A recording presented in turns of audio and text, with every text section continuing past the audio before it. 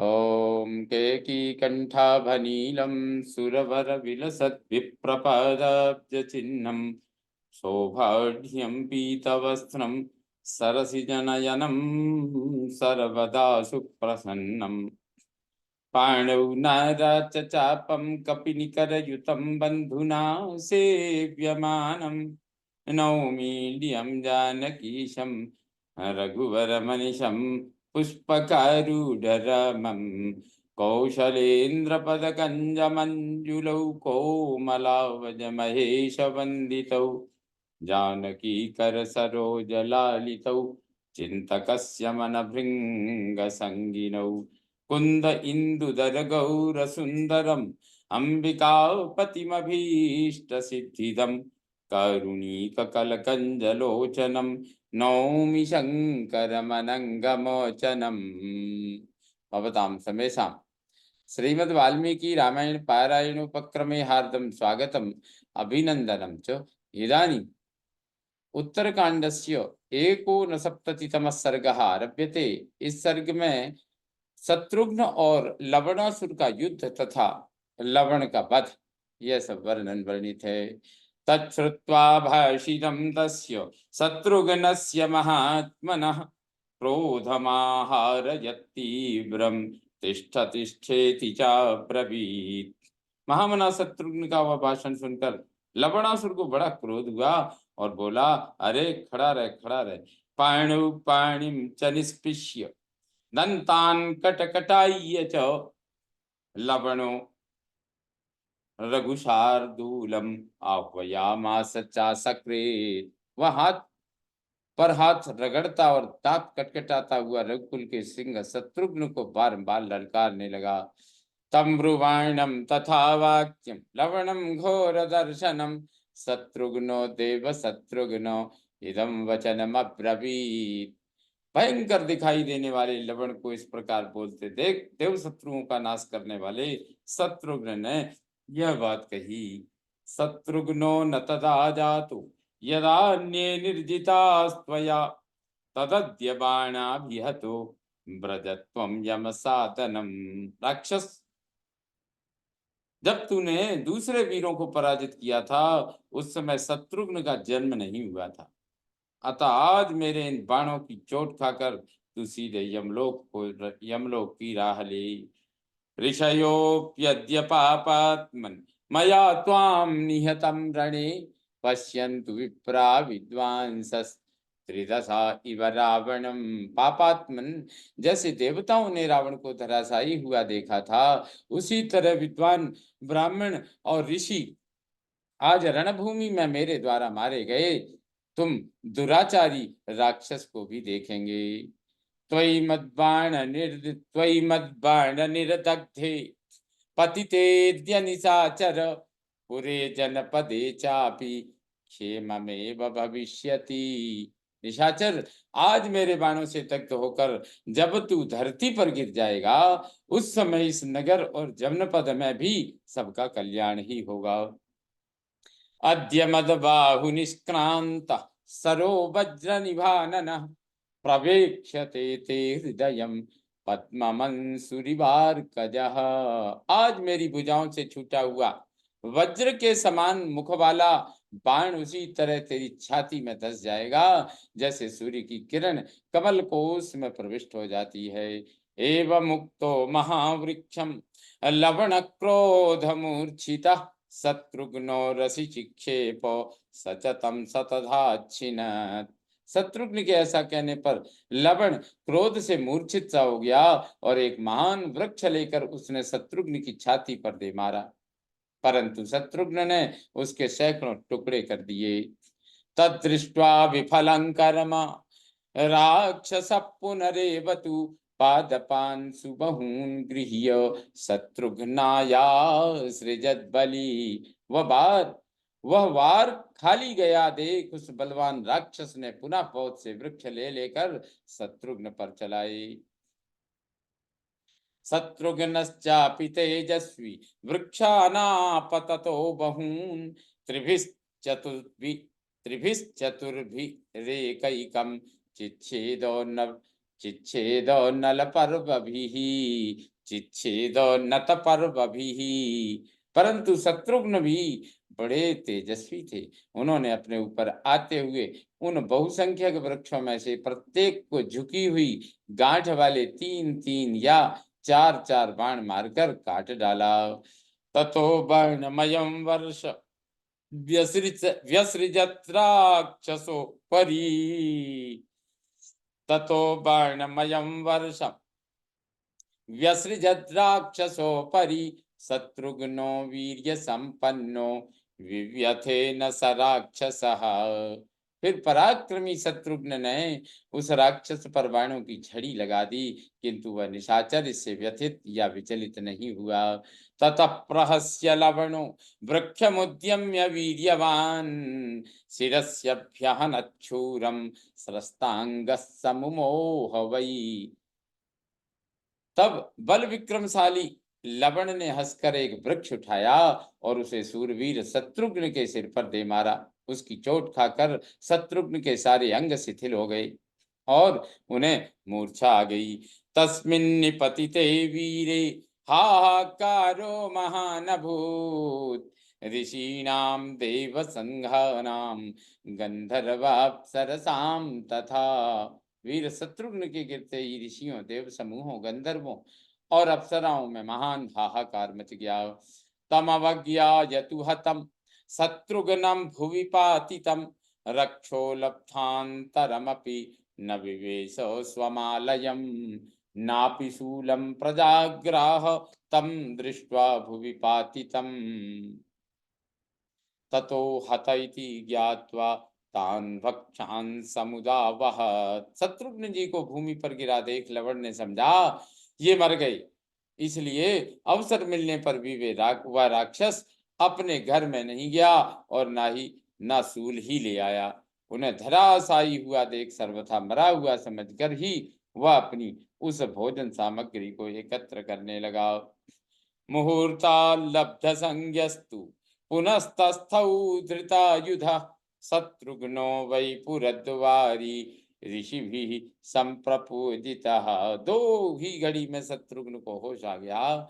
वे अस्त्र शस्त्र लेकर उठे और फिर मगध द्वार पर खड़े हो गए। उस समय ऋषियों ने उनकी भूरी भूरी प्रशंसा की। ततो दिव्यममोघं तम जग्राह सरमुत्तमं, ज्वलंतं तेजसा घोरम पूरयंतम दिशो दशो। तदनंतर शत्रुघ्न ने उस दिव्य अमोघ और उत्तम बाण को हाथ में लिया, जो अपने घोर तेज से प्रज्वलित हो दसों दिशाओं में व्याप्त हो रहा था।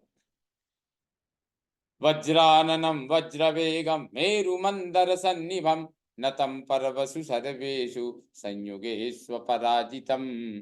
उसका मुख और वेग वज्र के समान था। वह मेरु और मंदराचल के समान भारी था। उसकी गांठ झुकी हुई थी तथा वह किसी भी युद्ध में पराजित होने वाला नहीं था। असृकृत असृक् चंदन दिग्धांगम चारुपत्रं पतत्रिणं, दानवेंद्राचलेंद्राणाम असुराणाम च दारुणम्। उसका सारा अंग रक्त रूपी चंदन से चर्चित था। पंख बड़े सुंदर थे। वह बाण दानवराज रूपी पर्वतराजों एवं असुरों के लिए बड़ा भयंकर था। तम दीप्तमिव कालाग्निम युगान्ते समुपस्थिते, दृष्ट्वा सर्वाणि भूतानि परित्रासमुपागमन्। वह प्रलय काल उपस्थित होने पर प्रज्वलित हुई कालाग्नि के समान दीप्त हो रहा था। उसे देखकर समस्त प्राणी त्रस्त हो गए। सदेवासुरगंधर्वं मुनिभिसाप्सरो गणं, जगद्धि सर्वमस्वस्थं पितामहमुपस्थितम्। देवता, असुर, गंधर्व, मुनि और अप्सराओं के साथ सारा जगत अस्वस्थ हो ब्रह्मा जी के पास पहुंचा। उवाच देवदेवेशं वरदं प्रपितामहं, देवानां भय सम्मोहो लोकानां संक्षयं प्रति। जगत के उन सभी प्राणियों ने वर देने वाले देव देवेश्वर प्रपितामह ब्रह्मा जी से कहा, भगवान, समस्त लोगों के संहार की संभावना से देवताओं पर भी भय और मोह छा गया। कच्चिल्लोकक्षयो देव संप्राप्तो वायुगक्षयः नेदृशं दृष्टपूर्वं च न सुतं प्रपितामह। देख देव, कहीं लोकों का संहार तो नहीं होगा अथवा प्रलय काल तो नहीं आ पहुंचा है प्रपितामह। संसार की ऐसी अवस्था न तो पहले कभी देखी गई थी और ना सुनने में ही आई थी। तेषां तदवचनं श्रुत्वा ब्रह्मालोक पितामहः भयकारणमयाचष्ट देवानाम भयंकरः। उनकी यह बात सुनकर देवताओं का भय दूर करने वाले लोक पितामह ब्रह्मा ने प्रस्तुत भय का कारण बताते हुए कहा, उवाच मथुरां वाणीं शृणुध्वं सर्वदेवताः वधाय लवणस्याजौ सरः शत्रुघ्नधारितः तेजसा तस्य सम्मूढा सर्वे स्मः सुरसत्तमाः। मैं मधुरवाणी में बोले, संपूर्ण देवताओं मेरी बात सुनो। आज शत्रुघ्न ने युद्ध स्थल में लवणासुर का वध करने के लिए जो बाण हाथ में लिया है, उसी के तेज से हम सब लोग मोहित हो रहे हैं। ये श्रेष्ठ देवता भी उसी से घबराए हुए हैं। एष पूर्वस्य देवस्य लोककर्तुः सनातनः सरस्तेजो मयो वत्सा येन वै भयमागतम्। पुत्रो, यह तेजोमय संतान बाण आदि पुरुष लोककर्ता भगवान विष्णु का ही है, जिससे तुम्हें भय प्राप्त हुआ है। एष वै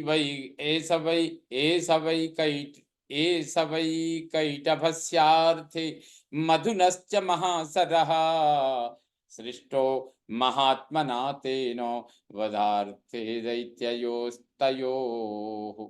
परमात्मा श्री हरि ने मधु और कैटभ इन दोनों दैत्यों का वध करने के लिए इस महान बाण की सृष्टि की थी। एक एव प्रजानाति विष्णुस्तेजोमयं सरम एषा एव तनुः पूर्वा विष्णुस्तस्य महात्मनः। एकमात्र भगवान विष्णु ही इस तेजोमय बाण को जानते हैं, क्योंकि यह बाण साक्षात परमात्मा विष्णु की ही प्राचीन मूर्ति है। इतो गच्छ तपस्यध्वं वध्यमानं महात्मना रामानुजेन वीरेण लवणं राक्षसोत्तमम्।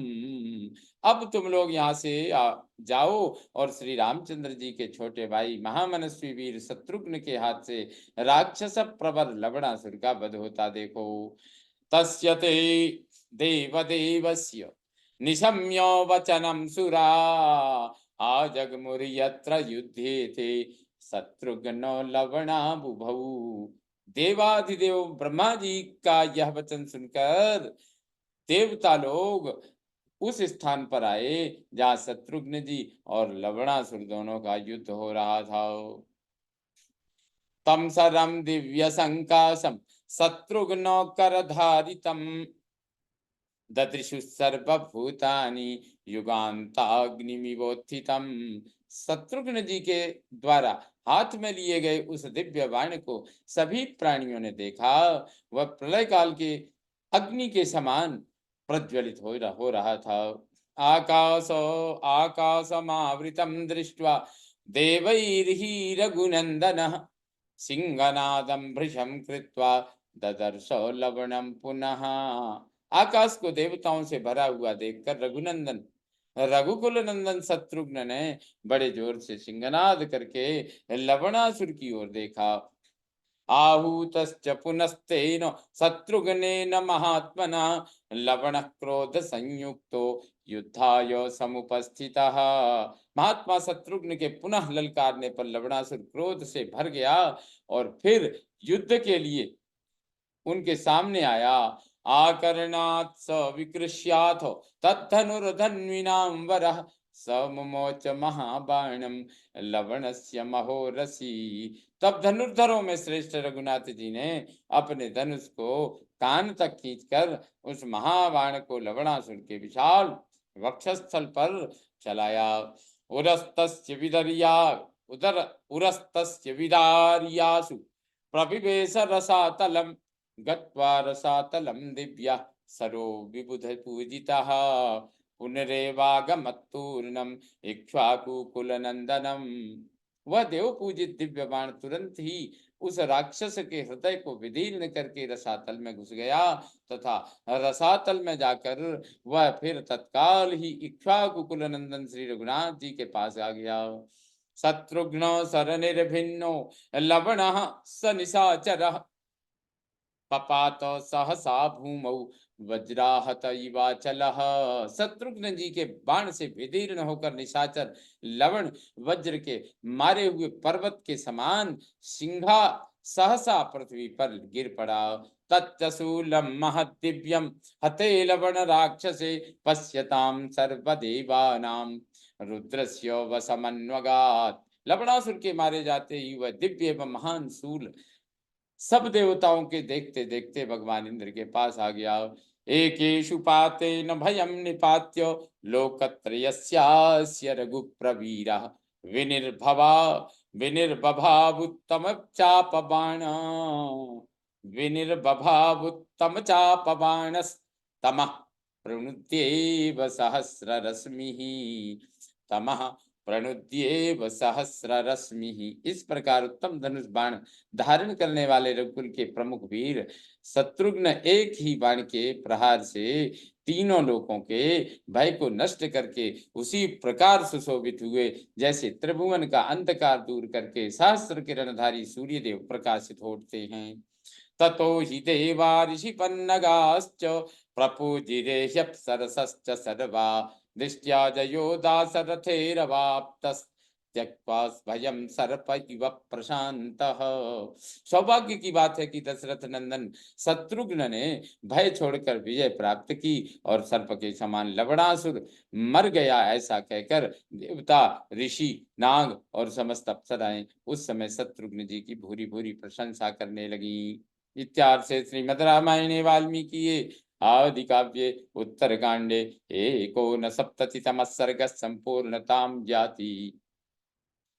ओम पूर्णमदः पूर्णमिदं पूर्णात् पूर्णमुदच्यते पूर्णस्य पूर्णमादाय पूर्णमेवावशिष्यते।